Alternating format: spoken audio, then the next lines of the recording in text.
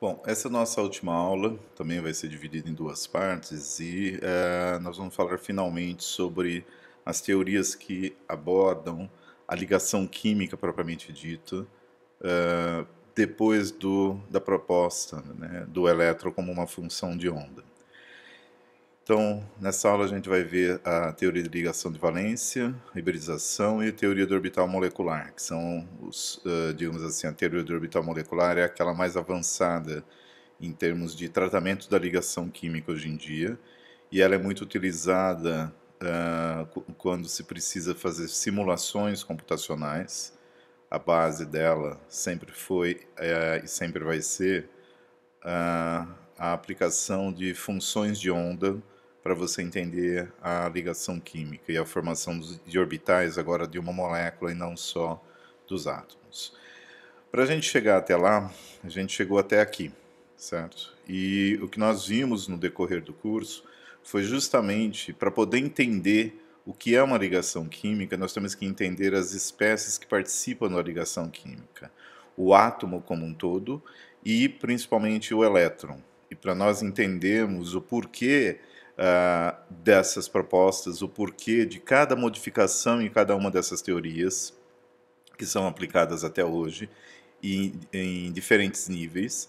Muitas vezes, como foi já dito na aula passada, você não precisa da teoria de orbital molecular ou da teoria de ligação de valência que nós vamos ver para poder fazer uma aula de orgânica, de química orgânica, ou de fazer uma representação de uma ligação química para um colega seu entender o que você quer dizer, tá? Por explicar. Mas todas essas têm as suas limitações. A que ainda tem menos limitações hoje em dia é a teoria do orbital molecular. E para a gente poder, como disse, entender, nós tínhamos que perceber como que foi que aconteceu cada uma dessas propostas. Por que que saímos aqui do começo do século XIX até no início do século XX, tá? Com todas essas modificações. O que que aconteceu nesse caminho e vocês entenderem o porquê o elétron é importante e por que ele foi proposto como ondas. Então, nessa evolução, onde nós terminamos? Nós terminamos com essa figura aqui, uma delas, certo? Existem várias. É mais complexo do que isso daqui, essa representação. Essa representação de um orbital atômico é importante lembrar o seguinte: o orbital não é o elétron. O orbital é a região mais provável de você encontrar o elétron. Mas como nós sabemos que ele participa das reações químicas, são essas regiões que têm que interagir para poder fazer ligação química ou para poder fazer uma reação química qualquer. Então, a separação da molécula, a quebra da ligação química acontece na região onde no local onde essas regiões estão interagindo. Então, relembrando, e é importante, o orbital não é o elétron, é onde você vai poder encontrar ele. São as regiões que participam de uma reação química. Tá legal? Então, nós vimos também que no núcleo atômico isso também se aplica. No núcleo atômico, né, o elétron já não é mais visto como uma partícula somente, a partir do modelo de Schrödinger. Ele é visto como uma onda de probabilidade, uma onda de matéria, uma onda eletrônica, cuja a natureza, né, nós sabemos propriedades dessa onda, o que ela é realmente, ninguém visualizou até hoje. O núcleo também é tratado por essas funções de ondas, e hoje sabe-se do modelo padrão, que os próprios hadrons, ou seja, os prótons e nêutrons, não são partículas elementares, eles são formados por outras partículas, os quarks, que são mantidos juntos através dos gluons, que são os transportadores da força forte. E nós vimos que há uma química também no núcleo atômico, e essa química se dá no nível dentro, né, de modificação da própria estrutura e natureza desses hadrons. Então, conversão de um nêutron em próton, que nós vimos, vai dar origem a um decaimento chamado beta-, e essa conversão, certo? Ela é mediada por um bóson W-, produzindo um elétron e um antineutrino do elétron. Então a química ela está nesse modelo, e esse modelo consegue explicar a química não só dos elétrons, certo? Através dessa modelagem, como ela, junto com o modelo padrão, também explica a química que acontece no núcleo. Quando eu falo explica, né, nós temos ainda muita limitação técnica para acessar o conhecimento que existem no átomo ou nas moléculas. Algumas dessas limitações a gente viu, que leva também ao princípio da incerteza, que é uma coisa intrínseca dessa escala atômica, molecular, e, ao mesmo tempo, é um problema técnico, que a gente não tem ferramentas adequadas para poder estudar esses componentes dessa escala. Vimos depois que na tentativa, né, de explicar a existência de ligações químicas, a formação de compostos, uma das primeiras teorias baseadas justamente no elétron foi a de Lewis, que, juntamente com o que já havia sido determinado por Abegg, ele propôs aquele modelo do átomo cúbico. Mas depois, no final, o que acontecia? Ele previa, né, a formação de compostos, ele não explicava por que a ligação química se forma, uma teoria tem que explicar isso também, e ele também não, na teoria dele, ele não conseguia prever a geometria das moléculas.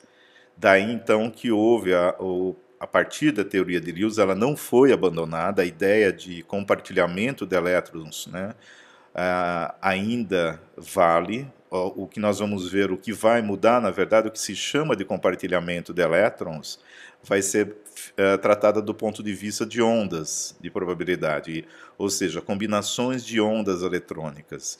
E aí você não fala de compartilhamento mais, mas você vai falar sobre a interferência dessas ondas, ok? Então, a ideia de que você precisa de duas regiões do espaço que contenham elétrons para fazer uma ligação química ainda é válida, e você pode fazer essa leitura da proposta de Lewis, que não sabia desse comportamento do elétron.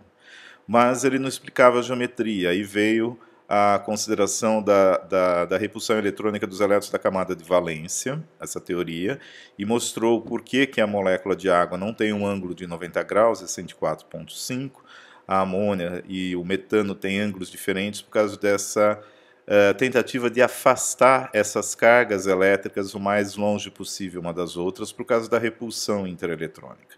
Então, como consequência, né, da repulsão intereletrônica, existe a geometria molecular. Então, você pode dizer que a molécula tenta se colocar naquela geometria que minimiza essas repulsões, certo?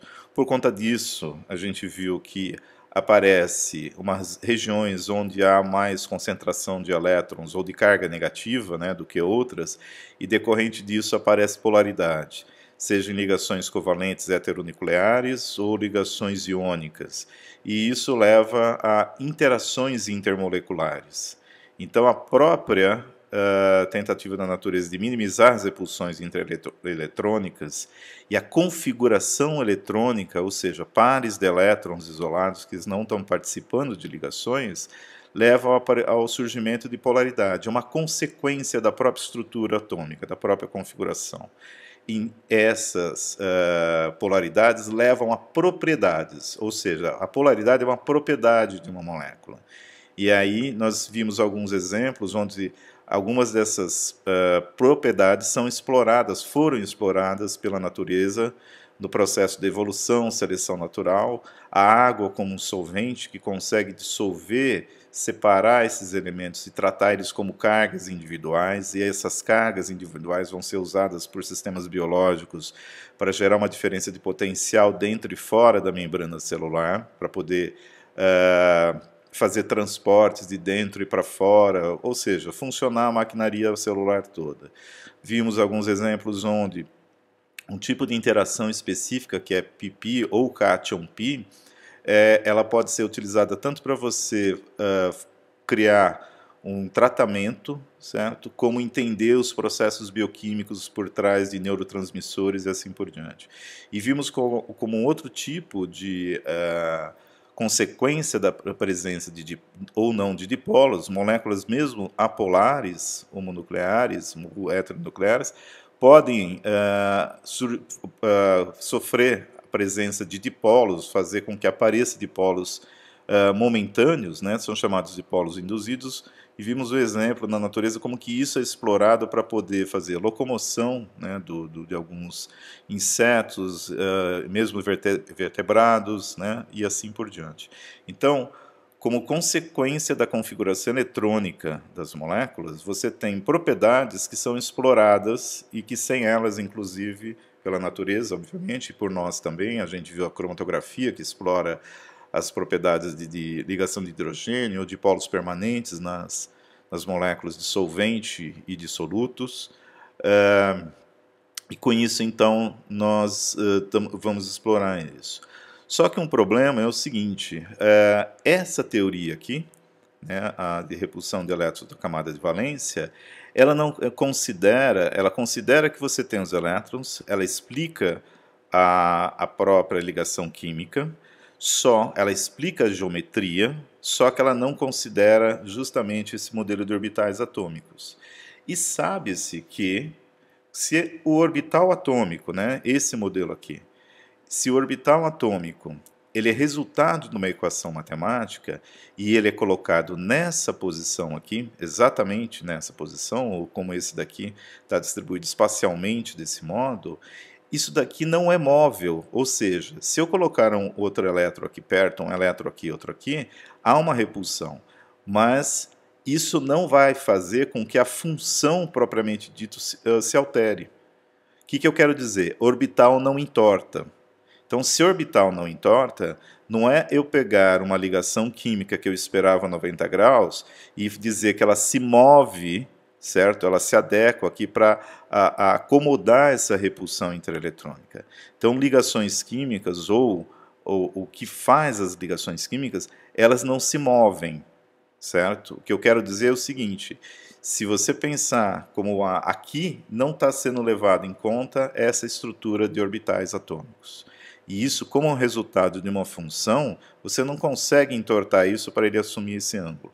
Então, na verdade, a teoria de Vesper, né, em inglês, ou de repulsão de elétrons da camada de valência, ela não, apesar dela considerar o elétron, ela não considera o elétron pelo ponto de vista da proposta de Schrödinger. Tá? Então, nós precisamos considerar isso também. Por quê? Porque essa seria a teoria mais completa. Ok? Então, falta uma proposta, né, que considere isso e que responda como e por que essas ligações químicas foram formadas. Então, a evolução de qualquer teoria é assim, ela nunca está completa se ela não explicar o como e o porquê do que ela está tentando propor, tá certo? Isso aconteceu, então, entre 1927 e 1930, né, foi proposta a chamada Teoria de Ligação de Valência, TLV. E ela foi um conjunto de trabalhos feitos pelo Walter Heitler, o Fritz London, o mesmo das Forças de Londres, e o Linne Pauling, do diagrama que vocês conhecem. Então, o que eles consideraram? Vamos considerar o elétron agora como uma onda, ou uma onda de probabilidades, como foi proposto por Schrödinger.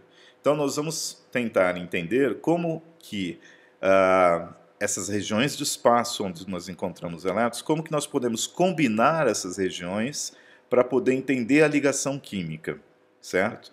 Então, eles vão pegar a teoria de Lewis e vai pôr a mecânica quântica em cima da teoria de Lewis. Então, continua com essa ideia de compartilhamento de elétrons, certo? Sabe-se que quando você aproxima moléculas, está a repulsão, a própria configuração eletrônica leva a isso também. Só que Lewis não fez esse tratamento.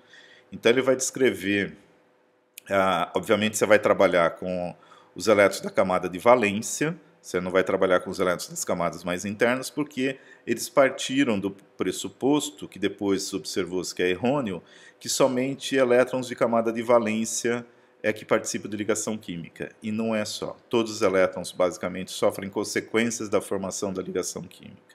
Tá? E aí eles seriam compartilhados através dos orbitais atômicos desses elétrons, ou que esses elétrons estão. Ou seja, quais seriam os orbitais de valência, da camada de valência, né, que vamos considerar para fazer a ligação química. Então, você pega o conceito de Lewis e tem que transformar aquilo em função de onda. Lembrando que a função de onda ela é uma equação matemática e ela descreve o elétron, a probabilidade de você encontrar elétron na região do espaço ao redor do núcleo, dentro daquele nível de energia, certo? Então, ela vai te dar a energia e a probabilidade de localização. Nós sabemos que essas duas coisas são importantes para determinar uma ligação química. Aonde que eu vou fazer a ligação química? Eu vou fazer nessa região aqui. Qual a energia que está envolvida nessa região? Então, perceba que isso, a teoria de Lewis não respondia, nem com a adição lá da repulsão dos elétrons de camada de valência. Então, a teoria de ligação de valência, ela é simples, tá? Se você está trabalhando com função de onda, basta você considerar duas funções de onda se aproximando. Então, vamos pegar aqui duas funções S se aproximando. Há uma sobreposição dessas funções de onda. E como é uma equação matemática, quando você sobrepõe duas funções matemáticas, o que a gente vai fazer? Olhar a resultante dessa combinação aqui, certo? É uma combinação, é uma soma. Essa soma pode levar a um resultado onde você tem uma anulação, né, da função resultante, da soma resultante, ou uma nova função, tá? Então, considerando as funções, imagina o núcleo A, o núcleo B, o átomo A e o B, e cada um agora aqui está sendo representado por uma função de A e função de B, um psi de A, psi de B. O que é esse psi de A, psi de B?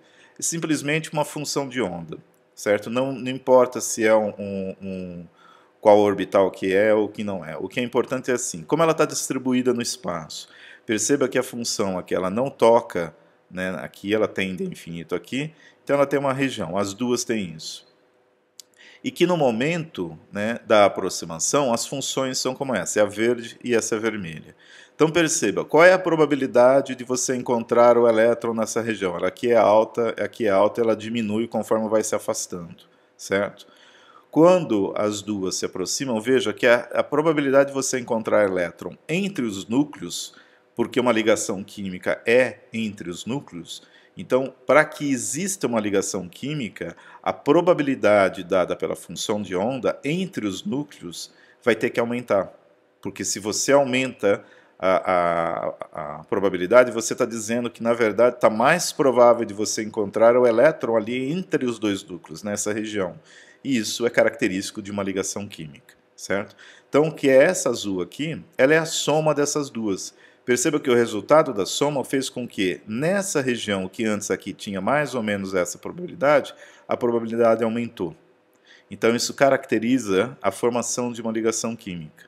Então, nesse exemplo aqui, eu vou ter as somas, certo, das duas, aumentou de novo a probabilidade, e o que eu tenho no final é a combinação, é uma função nova. Veja, essa função azul aqui ou aqui não é nem essa vermelha nem essa verde separadamente. É uma função nova, certo? A mesma coisa aqui embaixo. Então, agora eu tenho um novo orbital que pertence à molécula toda. Nesse momento, não chamamos ele de orbital molecular. O orbital molecular é a próxima teoria. Mas ele pertence agora à molécula como um todo, e não mais separadamente, tá?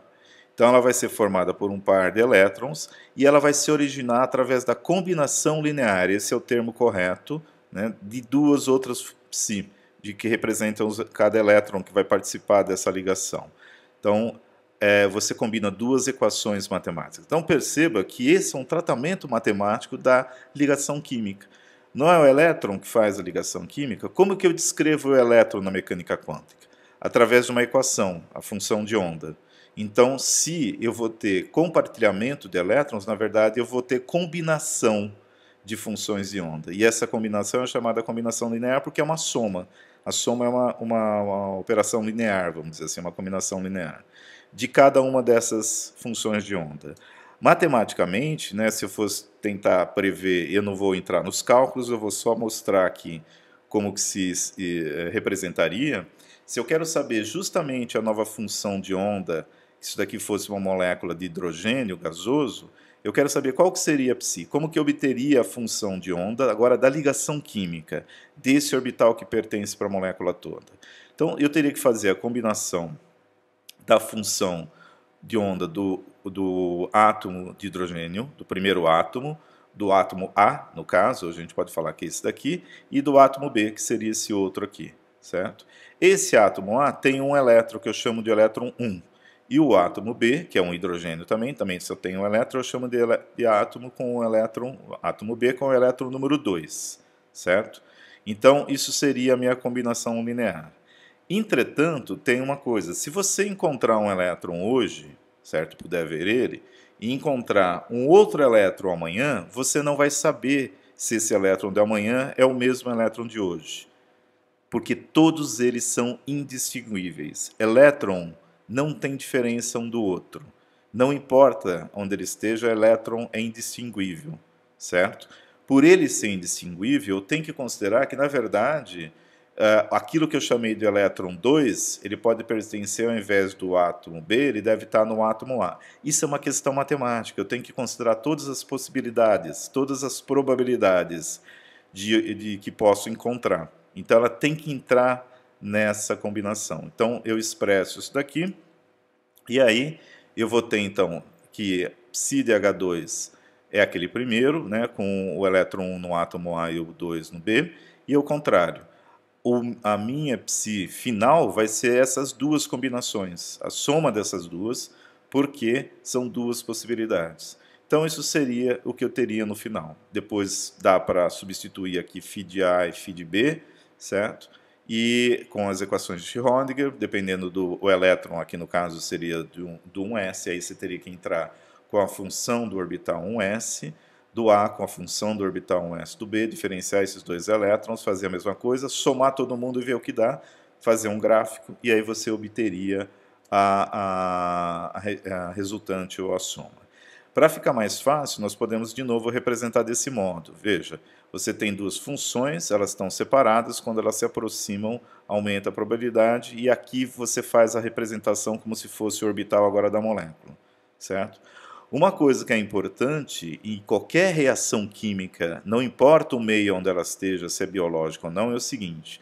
Aqui está vendo que o elétron está representado com uma setinha para cima e esse para baixo. Daqui são os spins eletrônicos.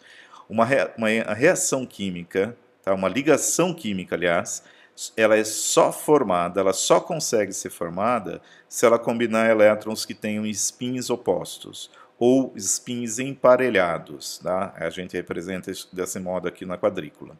Então perceba o seguinte, se você for tentar fazer qualquer ligação química e você tem elétrons com spins paralelos e não ou spins invertidos, né? Eles estão paralelos ao invés de opostos, você não vai conseguir fazer essa ligação. Se nós tratarmos essa ideia de ligação química como uma interferência construtiva ou destrutiva dessas funções de ondas, veja que quando você tem esses elétrons aqui com os spins invertidos, você tem uma interferência construtiva.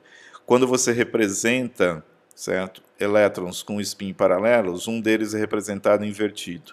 E aí você vai ter a inversão disso daqui, né? Essa soma aqui vai resultar não num aumento, mas uma diminuição da probabilidade de você encontrar o elétron entre os dois núcleos.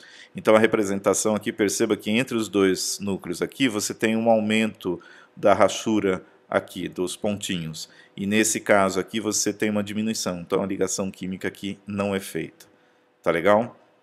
Então, você tem que a probabilidade de você encontrar os elétrons entre dois átomos aumenta, como está representado aqui ou aqui, depois que eles se aproximam aqui, se você tiver esses spins invertidos. E ela não vai acontecer se eles tiver os spins paralelos. E aí, se você forma essa ligação, como ela está sendo a partir de combinação de duas funções de ondas, você vai ter uma ligação covalente. Tá? A ligação química com alto caráter covalente. Lembre-se que você nunca tem uma 100%. A pergunta que surge, que essa proposta tem que explicar, certo? Porque, por exemplo, a de Lewis não explicava, é por que ocorre a ligação química. Por quê? A resposta é a mesma de que a gente viu até agora no curso. Tá? Primeiro, que o arranjo de átomos ligados, ou seja, a molécula, ela vai ser mais estável do que eles isolados. Por que uma espécie ou um conjunto, um composto, seria mais estável junto do que separado? Isso é porque a energia total deles, né, no formato, no conjunto, no estado junto ou ligado, ela vai ser menor, tá, do que se eles estiverem separados. Então, de novo, tudo vai acontecer por uma questão de redução de energia total. A energia dos átomos separados é maior do que quando eles estão juntos, ou seja, quando eles estão formando a molécula. E isso pode ser visto aqui, mais ou menos nesse gráfico. Aqui no eixo X é a distância entre os núcleos, dada em picometros. Não está toda em escala, mas dá para entender. E aqui é a energia potencial em quilojoules por mol de um mol desses átomos ou moléculas. Começa no zero. Por que no zero? Porque como eu vou ter uma redução de energia, e essa energia vai ser liberada, então a gente começa o gráfico no zero, certo? Então, se ele for para baixo, quer dizer que você vai ter redução de energia. Então, aqui é a energia, os átomos estão separados, e a energia no estado 1 é essa daqui. Conforme eu estou indo para a esquerda aqui, se isso daqui é a distância internuclear, para indo para a esquerda, eu estou diminuindo a distância entre eles. Então, veja o que acontece com a energia. Siga essa linha vermelha aqui. Conforme eles vão se aproximando, existe uma atração, e ao mesmo tempo, lembre-se, numa reação química, né, aqui no desenho parece que eles estão indo assim, estavam paradinhos e resolvem se aproximar. Não, os átomos estão em movimento, as moléculas estão em movimento, então não é só uma questão de ter uma atração, mas vai haver colisão de átomos. E é durante essa colisão que há uma certa atração, certo? No caso da parte positiva do núcleo e a negativa do outro lado, lá, dos elétrons, que a gente já viu na aula anterior, mas vai haver, digamos assim, esse átomo está vindo nessa direção do outro, certo? E vai haver a colisão de qualquer modo. Quando ocorre essa colisão, vai ter o quê? A aproximação até um certo ponto, porque depois começa a sentir uma repulsão muito grande, certo? Entre os núcleos atômicos, muito mais entre os núcleos do que propriamente entre os elétrons. Então, se nessa aproximação, você sobrepor, né, você combinar as funções de onda, os orbitais atômicos, e dessa combinação você resultar numa combinação que vai dar uma energia menor, a molécula é formada e não é desfeita, certo? Então, a combinação dos átomos é formada. Então, isso está representado aqui. Eu vou me aproximando, vou reduzindo a energia, chega a um ponto máximo de aproximação, num ponto que a partir do qual, se eu começar a me aproximar mais, a energia começa a aumentar, porque está tendo repulsão. Então, nesse ponto, houve a sobreposição dos orbitais atômicos, certo? Das funções de onda, elas se combinaram, isso é muito rápido, obviamente, e essa combinação resultou numa nova função de onda que a energia total final dela é menor do que quando ela estava somente no átomo isolado. Então, por que forma uma ligação química? Porque a molécula vai ter menor energia, e por isso vai ser mais estável, do que os átomos isolados. Então, a energia dos átomos separados vai ser maior do que as moléculas. Tá legal? Aqui nesses 4 passos está sendo descrito o que está acontecendo, né? E a função resultante, se daqui fosse uma ligação de hidrogênio, seria representada esquematicamente por aquela expressão que a gente já viu no slide anterior. E isso daqui, como a ligação é feita no mesmo eixo de aproximação, não no eixo perpendicular, isso daqui é uma ligação sigma. Tá? Nós já comentamos também na aula anterior. Então, vamos ver como que aconteceria a ligação. Vou ver 2 moléculas, o hidrogênio molecular e o metano.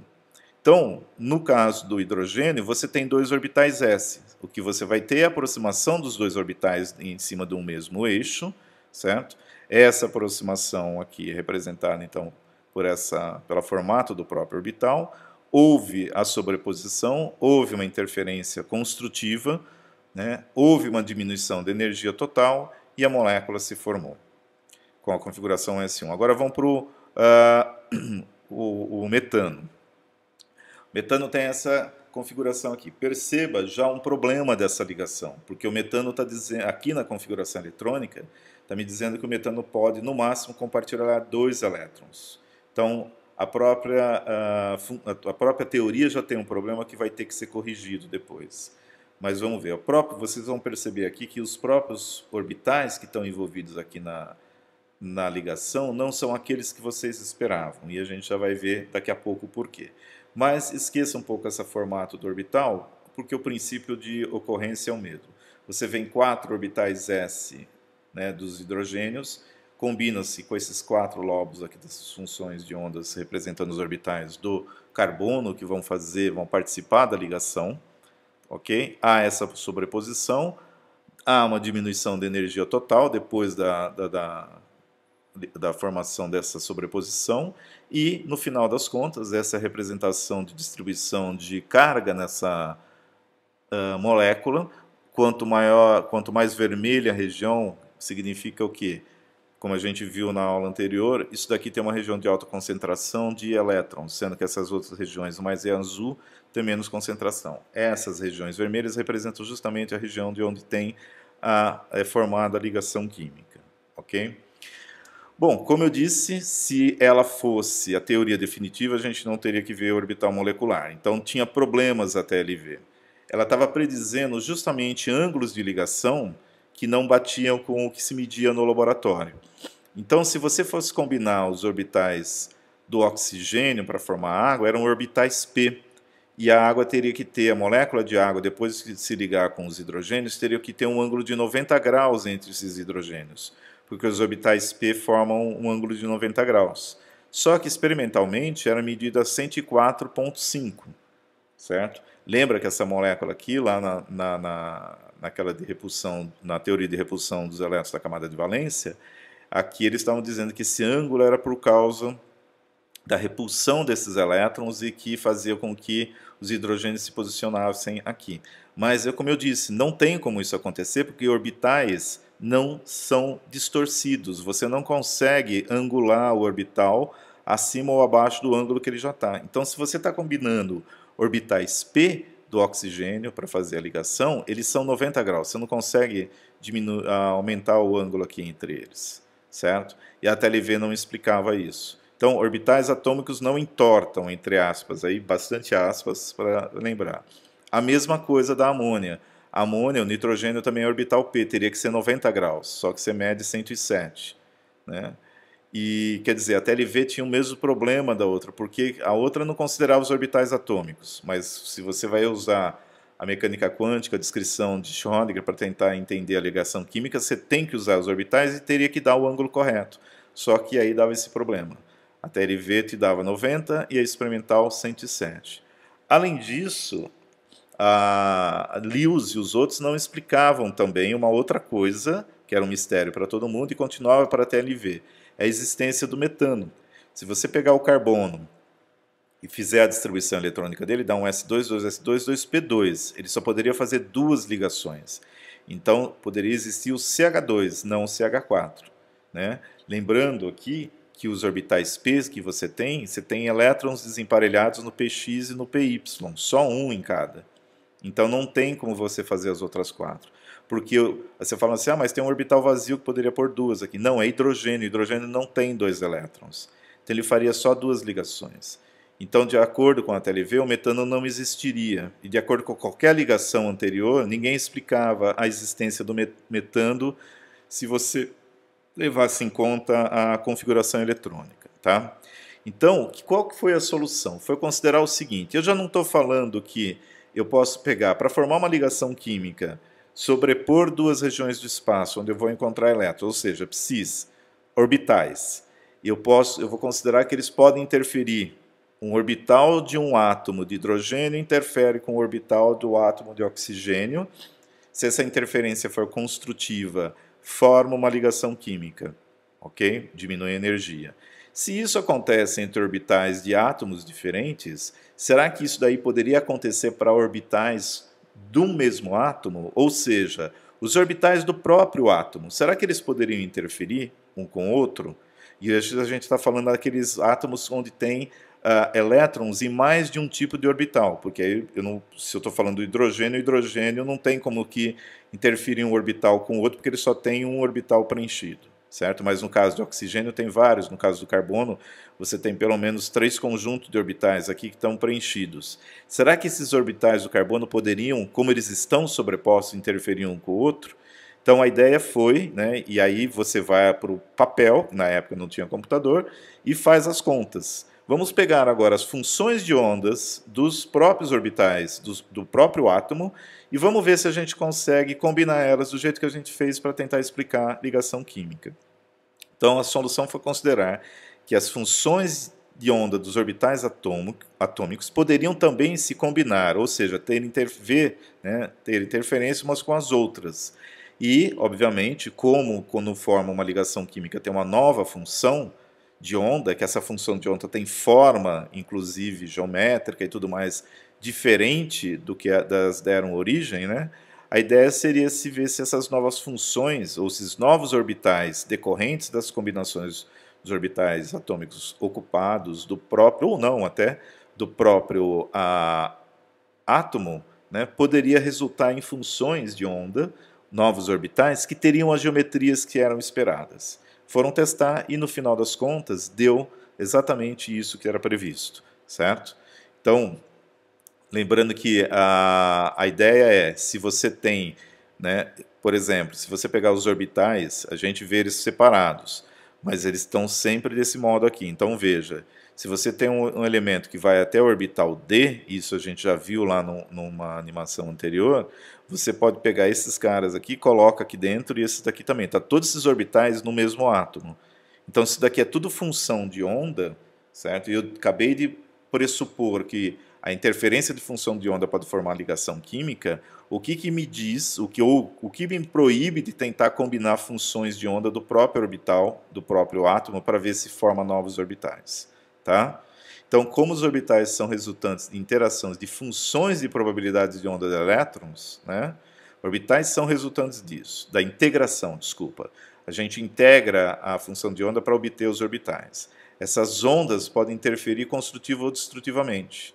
O mesmo raciocínio foi aplicado às funções de onda dos orbitais atômicos de um mesmo átomo. Então, para ver se forma novos orbitais atômicos.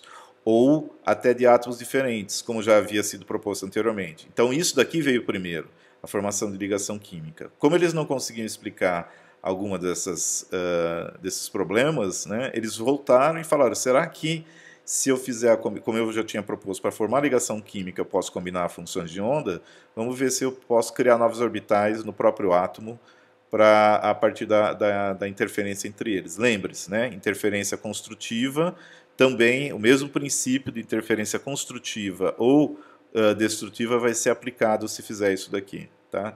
Essa aproximação é chamada hibridização de orbitais atômicos. Tá legal? Então, se a interferência resulta num novo orbital, é hibridização. Então, basicamente, o cálculo que nós vamos fazer é você pegar a função de onda de um orbital S, certo? Orbitais, esse maisinho que tem aqui, ele não é a carga nuclear, tá legal? É o sinal da função. Então, aqui eu tenho uma função que tem dois sinais. Se de repente esse lobo tem um sinal aqui e esse outro tem outro sinal. Então, se eu combino o orbital S, a função S, do que representa o orbital S, com o lóbulo negativo da função do px, e vou ter esse orbital aqui. Então perceba que esse orbital, chamado de orbital híbrido, orbital atômico híbrido, é a combinação linear, é a soma de dois orbitais. Quais orbitais? O S e o px. Mas o px com o lóbulo negativo.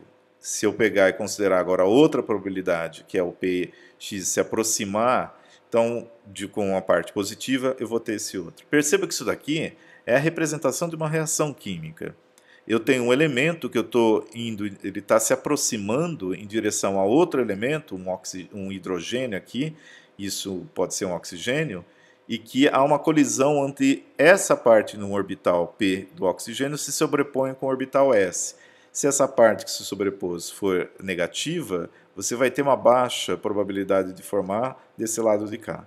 Se for positiva, os mesmos sinais, você tem maior. Todas essas possibilidades são consideradas, tá ok? Para você prever quais seriam os orbitais. Outra coisa que eu vou falar agora e depois eu repito também, que é importante, é o seguinte. Orbitais híbridos, eles não existem nos átomos isolados. Eles ocorrem durante o processo de formação da ligação química. Ou seja, isso tudo certo? Essa combinação aqui vai acontecer durante a colisão. Conforme eles estão se aproximando, começa a sobreposição. Durante essa sobreposição, se vai levar a uma configuração de menor energia, né, a formação de uma coisa, ele hibridiza.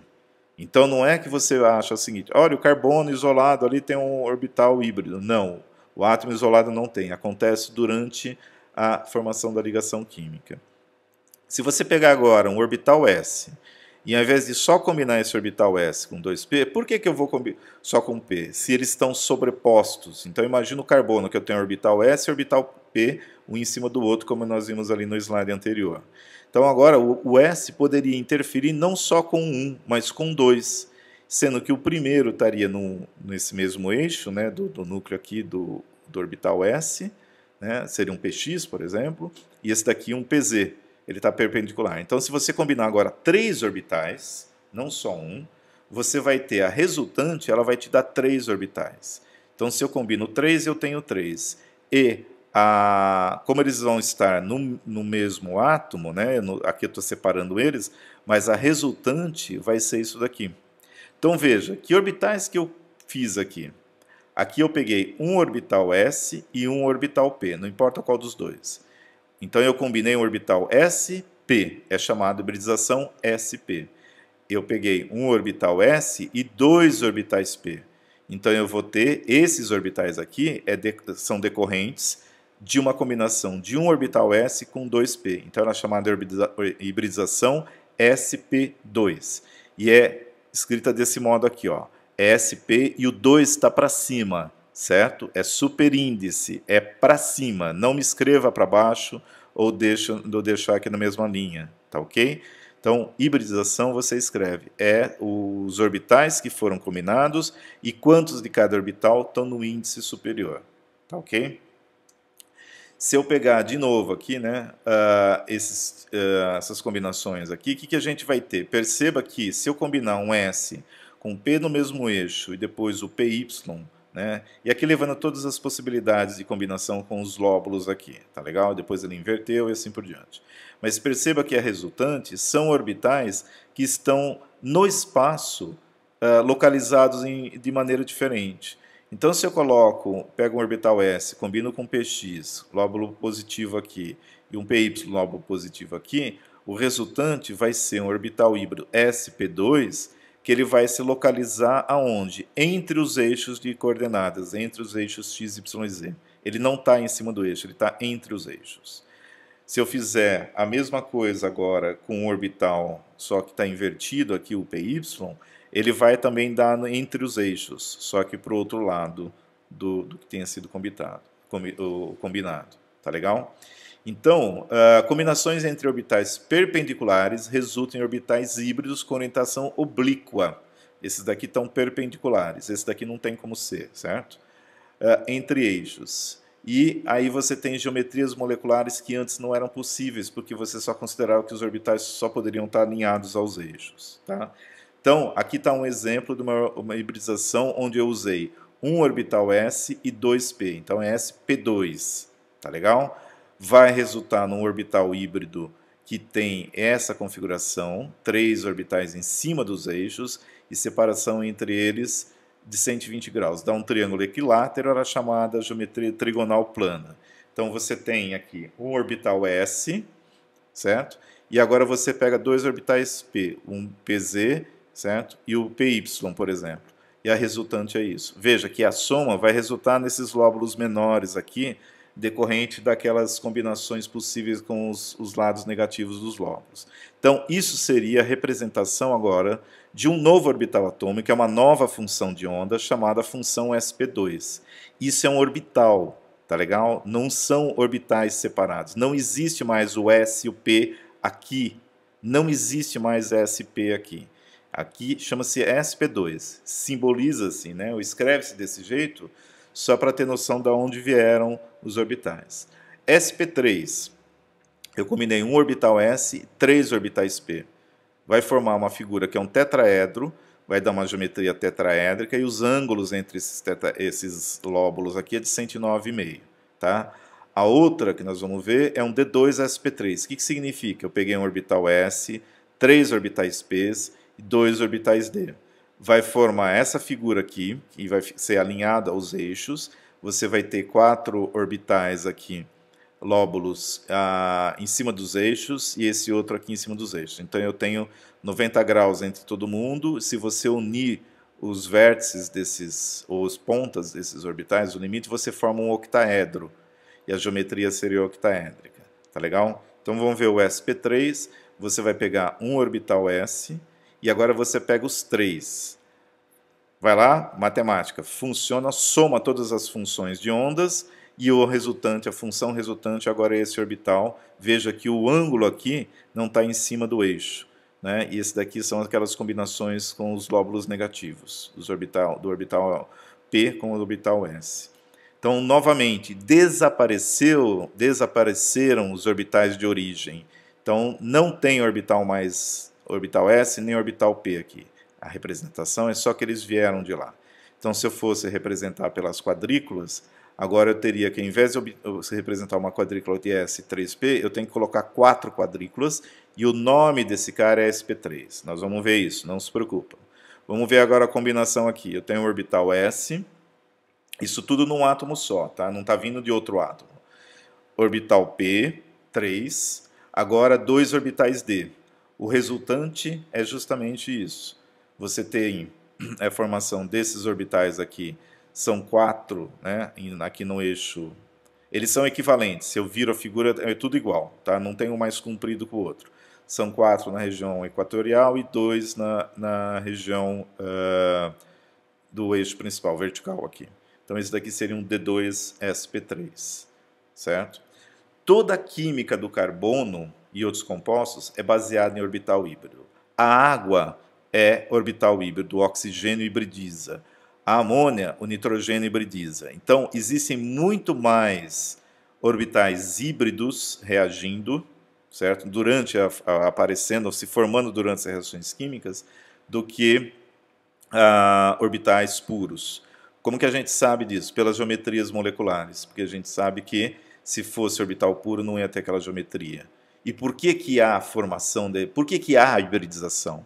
A mesma resposta que a gente teve até hoje no curso. Há uma diminuição da energia total, certo? Então, com isso, se você hibridizar, o que você vai conseguir fazer? Afastar os elétrons, minimizar a energia e ganhar com isso. Então, por isso que se forma e que cria essa nova combinação. Então, orbital não entorta, eles se combinam para fazer novas geometrias. Aqui está um resumo, então, do SP, né, a combinação. Quantos orbitais a gente tem? Tem 2 orbitais. Isso daqui, então, é um SP, 180 graus. Se você pegar SP2, SP também combina, SP2, né, são 3 orbitais, tá legal? Não é um orbital só, como a gente representa, são 3 aqui. Antes, cada lóbulo de 2 era 1. Não, cada agora lóbulo é um orbital. Aqui tem 2 quadrículas, aqui tem 3 quadrículas, tá legal? SP3, a gente já viu, é tetraédrico. Aqui são exemplos de moléculas que você tem a hibridização. O bifluoreto de berílio, o cloreto de mercúrio, aqui o trifluoreto de boro, o sulfito, o metano, a amônia, a água, o íon amônio, todos eles são híbridos, né? Óbvio que é o átomo central, não é o hidrogênio, porque ele não vai fazer hibridização. Aqui, hibridizações de ordem maior, né? Uma sp3, que você pega 3S, um S3P e um D, você forma essa geometria chamada trigonal bipiramidal, né? Porque aqui em cima você tem 2 pirâmides, uma em cima e uma embaixo, formando triângulos. O pentafluoreto de fósforo, o tetrafluoreto de enxofre e o trifluoreto de bromo são exemplos. A maioria, estou dando exemplo aqui de compostos inorgânicos, mas como eu disse, toda a parte de química orgânica ela é baseada na hibridização sp3, sp2 e sp do carbono, tá? E aqui uma daquela que eu mostrei também é sp3d2, que você forma um octaedro. Esses daqui são moléculas mais complexas, a gente vai ver principalmente no segundo semestre vários exemplos dessas moléculas aqui, inclusive biológicas também, tá? Então vamos lá para ver como que isso operacionalizamos isso na prática? Como que eu vou fazer um esquema de representar isso? Então vamos lá. O difluoreto de berílio. Tá? Se você pegar, primeira coisa que você faz, te dei uma molécula, você pega a configuração, faz a configuração eletrônica dos dois, do átomo central e do ligante. Tá? Então, se você fizer a distribuição eletrônica, você vai ver que o berílio é um S2, 2S2. Você colocando aqui, você vai fazer a ligação, ele é neutro, ele é zero a carga dele. Então, se você for fazer ligação, tem que ser covalente. Para ser covalente, você teria que ter elétrons desemparelhados para poder emparelhar elétrons do ligante. Veja, o flúor neutro, ele tem um elétron desemparelhado, mas onde que ele ia emparelhar elétrons aqui? Então, não era para existir o BeF2, porque não tem como emparelhar. Qual é a solução? É simples, eu preciso do quê? Eu preciso ligar quantos flúores? 2. Então, perceba o seguinte, se eu pegar esses dois elétrons aqui, por que eu não vou pegar isso? Porque estão na camada mais interna. Eu vou pegar esses dois elétrons. Se eu conseguir separar eles, eu deixo um elétron aqui e coloco no orbital P. Para isso acontecer, eu teria que combinar esses dois orbitais, certo? Então, se eu combinar esses dois orbitais, o orbital resultante vai ser um orbital sp. E aí eu tenho dois elétrons, eu recebo dois flúores. É isso que é feito basicamente. Então, dois elétrons emparelhados para compartilhar agora, você vai combinar e vai formar o quê? Isso daqui não fica desse jeito, tá? Vai formar um novo orbital, que foi o que eu falei. Depois de combinado, os orbitais originais desaparecem. Então, não tem mais orbital 2s. O que existe nessa molécula agora é um orbital 2sp, certo? Onde estão os elétrons que foram compartilhados, que vieram aqui. Então, esse elétron é do berílio, esse do berílio, esse do flúor, esse do flúor. Tá? Existem orbitais p, sobraram orbitais que não foram usados, mas eles estão vazios. Tá legal? Para vocês, façam a do trifluoreto de boro, que vai dar uma hibridização sp2, faça desse mesmo modo aqui. E do metano, que é para ser uma sp3. Faça do mesmo esquema, tá legal? Faça a distribuição eletrônica, mostre que não é possível fazer a ligação. Depois disso, indique, através desse esquema aqui, qual que seria, para onde você distribuiria os elétrons, e depois, no final, a representação do orbital formado, orbital híbrido, e o nome da hibridização. Faça isso para essas outras duas moléculas, tá legal? Algumas moléculas, se você fizer essa conta e fazer essa distribuição, você vai ver que ela não precisa hibridizar. Então, por exemplo, a amônia, ela não precisaria hibridizar, porque quando você faz a distribuição em NH3, o próprio nitrogênio, quando você faz a distribuição, você tem 3 elétrons desemparelhados. E aí você entraria com os 3 hidrogênios aqui. Mas por que ela hibridiza? Mas você fala, como que você sabe que ela hibridiza? É simples, vai no laboratório e mede a geometria, acha os ângulos de geometria. Se você deixar os orbitais P para serem os orbitais que vão receber os elétrons dos ligantes, o ângulo teria que ser 90 graus, e a gente sabe que não é 90 graus, é 107, certo? É alguma coisa. Então, se é 107, quer dizer que não pode, não entorta o orbital. Então, ele tem que ter hibridizado. E aí a pergunta é, se ela não precisava hibridizar, por que ela hibridizou? Porque vai diminuir a repulsão intereletrônica e, com isso, diminui a energia total. Tá? Tem um outro modo, talvez vocês vão encontrar no livro também, de fazer esse tipo de esquema. Tá legal? Então, todos os elétrons da última camada participam do processo de hibridização. E os elétrons que a gente está falando são do átomo central e dos ligantes. Então, daqueles de última camada. Quanto que a gente tem no nitrogênio, na última camada? A última camada é essa daqui, ó, a camada 2. Por isso você tem que saber o que é o número quântico principal é da camada. Tenho 2 aqui, 3. Então eu tenho 5. Qual o número de elétrons da última camada do hidrogênio? 1, mas eu tenho 3 hidrogênios. Então eu tenho que multiplicar por 3. Então eu vou ter 3. Quantos elétrons eu vou ter no total? No total eu vou ter 8. É a soma dos números de elétrons da última camada do átomo central mais a do ligante vezes o número de vezes que o ligante participa ou faz ligação química. Tá? Então a pergunta é, há espaço para outros elétrons na camada do nitrogênio? Sim, veja, como? 2 tem 5, se você puser mais 3 dá 8. Então, de novo, volta a pergunta por que hibridiza, que eu acabei de responder. Então, esse é um outro esquema, e se fica mais fácil para você fazer desse jeito, faça desse jeito, porque aí também facilita nesse momento, porque depois a hibridização vai ser tranquila, tá?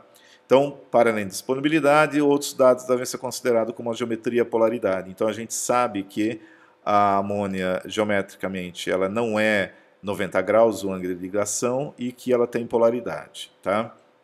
Então, de novo, é tetraédrica e polar. Aqui foi aquilo que eu estava falando antes, né? O ângulo entre orbitais P é 90 e não 107, como fala, determinado experimentalmente. Como eu vou fazer uma combinação para caber 8 elétrons, eu tenho que fazer desse daqui da última camada. Quem é que vai hibridizar? O hidrogênio? Não, é o átomo central que hibridiza, sempre. Então, você pode ligar o átomo central em alguém que já está hibridizado em outra molécula, que pode hibridizar? Sim, carbono e nitrogênio, por exemplo, os dois são híbridos. Mas no caso de hidrogênio aqui não tem hibridização. Então eu tenho que somar, eu tenho que combinar todos esses 4 orbitais aqui, para poder pôr os 8 elétrons do total. Então vai ser um orbital S e 3p, por isso que ela vai dar sp3. Tá legal? Então, de novo, as geometrias são consequências dos arranjos dos orbitais. Por que o nitrogênio arranja os orbitais sp? Para diminuir a energia total. Então, se você pegar um esquema, isso é baseado em dados experimentais, a energia do orbital S está nesse nível aqui nosso eixo de energia, e a do orbital P aqui. Quando você determina a energia do orbital híbrido, ele está mais baixo do que o orbital de maior energia do átomo original. Então veja, no átomo original eu tinha essa configuração, a energia total é dada pelo aquele elétron de maior, os elétrons que estão na camada mais energética, tá? E se eu combinar esses dois agora, o resultante vai dar nesse nível. Então perceba que isso explica o porquê que acontece a hibridização. Porque vai diminuir a energia total. Fora isso, né, você tem a polaridade. Da onde decorre isso? Tá? Você formou esses ângulos e o par de elétrons que está agora aqui num dos orbitais sp3, ele é um par isolado. Então perceba, não é que a molécula, certo, entortou ou modificou a posição dos orbitais para acomodar a repulsão intereletrônica. Naturalmente, essa combinação aqui vai dar o maior afastamento possível, nesse caso do nitrogênio. Para o oxigênio é outro caso e assim por diante. Tá? Então, sempre a diminuição da energia total vai ocorrer quando você faz hibridização. Vamos para mais um exemplo, o trifluoreto de bromo. Tá? A hibridização dele vai ser uma sp3d. Então, perceba que vai ficando um pouco mais complexo. Vamos usar aquele método de novo, anterior, que talvez seja mais fácil. Então, distribuição eletrônica é o do argônio, 3d10, 4s2, 4p5. Tá legal? Então, veja, quantos elétrons ele tem na última camada? Tem 7. E aí eu vou colocar flúor com ele, tá? E aí você vai ter mais 3 flúor, 3 de cada flúor vai dar 10. Então, são 7 elétrons do bromo, mais 3 de cada flúor. São um total de 10 elétrons na última camada que vai ter. Então, considerando somente o orbital S e os 3 orbitais P que você teria aqui, você só consegue colocar 8 elétrons. Então você vai precisar de mais. Aí você vai o seguinte, tem mais orbitais sobrando? Não, não tem.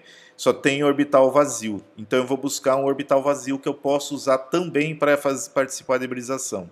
Então, num próprio átomo, se eu for reduzir a energia total, eu posso usar orbitais vazios. Tá legal? Então, próximo orbital livre não ocupado. Se você for ver aqui na distribuição eletrônica, é o 5s, é 5s2. Só que ele não usa esse daqui. Por quê? Porque o 4, esse daqui está desocupado.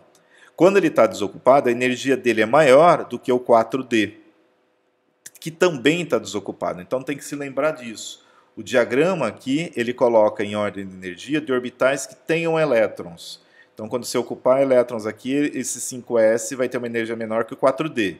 Mas se ele está vazio, é o 4d que vem antes e está na mesma camada. Então, ao invés de pegar o 5s, ele vai pegar d. Então, você tem que considerar isso quando os orbitais estiverem vazios. Ok? Isso a gente sabe também porque a geometria é bipirâmide trigonal. Tem ângulo de 120 graus e 90 entre o eixo vertical e os do Equador, aqui da região equatorial. Se você combinar com 5s, ele não resulta uma geometria bipirâmide trigonal, mas ele vai dar tetraédrica. Então também isso daí, a geometria ajuda a entender também por que seria o orbital D e não o S. Tá? Então você vai pegar o D vazio, né, porque ele está na mesma camada dos elétrons que vão participar da ligação. Né? Como eu expliquei, a inversão só acontece quando eles estão preenchidos. E aí como que fica? Vai ficar desse modo. Então, a última camada é a 4s, 4p, e aí você vai precisar de mais orbital vazio do 4d. Então eu ponho a configuração aqui, olha, é 4s, 2, 2 e 4p5. Só que eu vou ter que distribuir 10 elétrons no total. Se eu vou distribuir 10, quantos orbitais eu preciso se cabe 2 em cada um? Eu preciso de 5 orbitais. Então, quantos devos eu vou pegar? Eu já tenho 4 aqui, eu vou pegar mais um. E aí eu distribuo eles. Aqui eu coloquei as quadrículas separadas, mas elas não são separadas, tá? Vocês colocam elas unidas como se faz como se vem fazendo já desde o começo do curso. O nome desse orbital aqui é sp3d, ok? Mais um caso, agora é sp3d de novo, o tetrafluoreto de enxofre. Então, de novo, última camada, fiz a distribuição eletrônica do enxofre, obviamente. Eu tenho 6 elétrons aqui. Minha última camada é 3, 4, 5, 6 elétrons na última camada. E vai receber mais 4 elétrons do ligante, que é flúor, cada um entra com 1. Total, 10 elétrons, certo? Eu consigo colocar 10 elétrons aqui na última camada? Não. Então eu vou precisar de um número adicional. Então é a mesma coisa, veja. Um S2, 3p4. Então eu só poderia fazer 2. Eu preciso de quantos orbitais para poder colocar 10 elétrons? 5. Qual que eu vou pegar? O próximo orbital D. De novo, da mesma história, certo? Ao invés do 4s, eu pego o D, porque ele está na mesma camada, ele está vazio. Além disso, a geometria me ajuda a explicar qual que seria o mais indicado, tá? A bipirâmide trigonal, chamada gangorra também, por causa da distribuição dos elétrons, os pares isolados que vão sobrar aqui, esse par isolado, certo? Ela tem menor energia e é mais favorável. Já a pirâmide distorcida teria mais alta energia e seria desfavorável. Então, a geometria que se detecta é essa, e aí seria a configuração sp3d. Sugestão, pega esses exemplos, sem olhar nos slides, primeiro estuda, não olhe nos slides, refaça ele e confira se você conseguiu entender e fazer a distribuição. Tá? Então, resumidamente, as hibridizações, né, aqui apresentada nessa animação, está aqui nesse endereço do YouTube para quem quiser pegar. Isso daqui seria o orbital resultante, o orbital híbrido resultante, da combinação de quem? Agora ele separa, dá uma olhadinha. É um orbital S, certo? E esses orbitais P's. Essa que seria a combinação no final. Então, vai sendo mostrado e ele vai dar, deixa eu tirar um aqui, a hibridização resultante. Tá?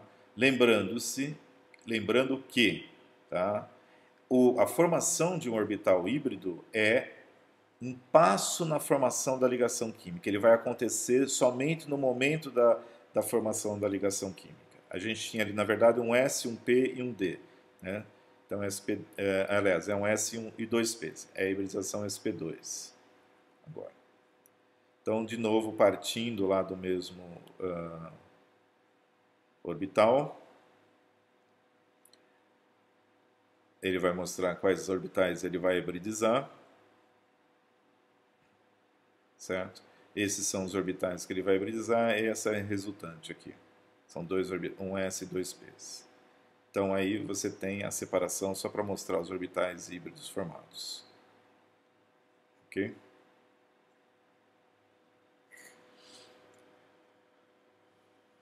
E aí você tem a bipirâmide trigonal, porque aqui você tem o eixo com um dos orbitais e os outros três são separados a 120 graus na região equatorial da molécula.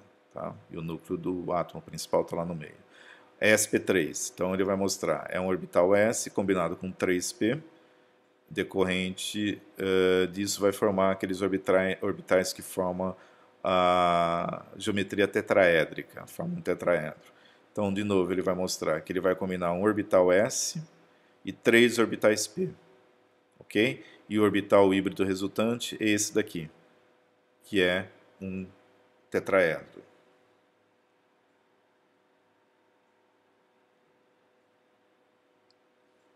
o núcleo, né, o núcleo não, o átomo principal, o carbono, ele fica localizado aqui no meio do tetraedro. E cada vértice aqui tem um dos hidrogênios. Uma hibridização agora é sp3d.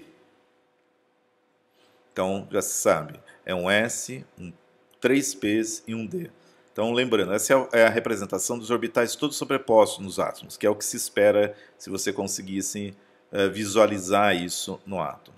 Então, ele vai combinar um S, três orbitais P e um D. E o orbital resultante vai ser um sp3d.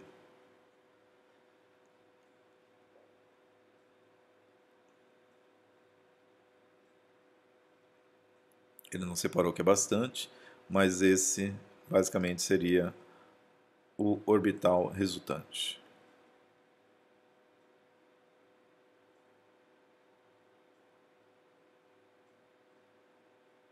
Na verdade, agora ele vai separar. Aqui o S, o P e o D. E aí você forma aquela... uma das... outra forma de você formar geometria octaédrica também é sp3d.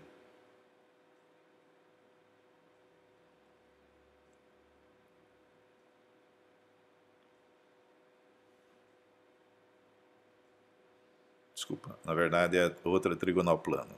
A octaédrica é sp3d2.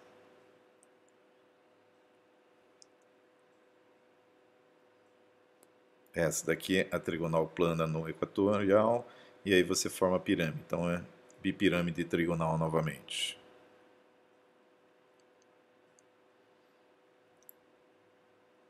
Agora sim é sp3d2 que vai formar um octaedro.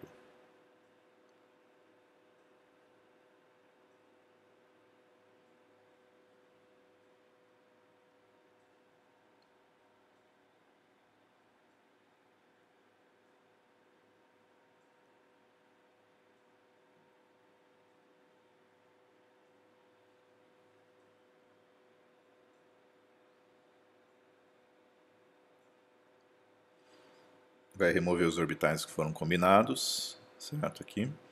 E o orbital híbrido resultante é esse que está aqui no meio, que ele tem 4 orbitais na região equatorial, formando um quadrado,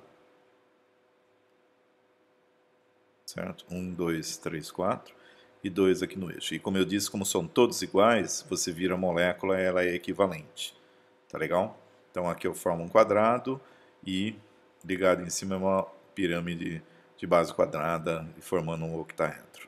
Então, resumidamente, essa ideia, né, relembrando que a teoria tem que explicar a geometria, as propriedades da molécula decorrente dessa geometria, dessa distribuição dos elétrons dentro dos orbitais, tipo a polaridade e todo o resto do comportamento, né? E que a hibridização ela é uma maneira de você formar espécies com menor energia, espécies moleculares com menor energia do que seus átomos separados. E então ela não é uma questão somente de você abrir espaço para você ter orbitais para receber elétrons. Moléculas ou átomos, no caso, né, que têm espaço para receber elétrons para fazer a ligação química, elas também vão ser moléculas com átomos híbridos, porque no final das contas há uma diminuição na energia, há um ganho, porque esse orbital híbrido, por que ele diminui, como no caso do nitrogênio? Porque ele vai aumentar o ângulo de separação entre os pares eletrônicos. E com isso você minimiza, né, a repulsão intereletrônica presente, decorrente inclusive da formação da ligação química. Então é importante relembrar que a hibridização acontece no momento do processo de formação da ligação química. E a gente continua na parte B para poder entender os problemas também com essa teoria.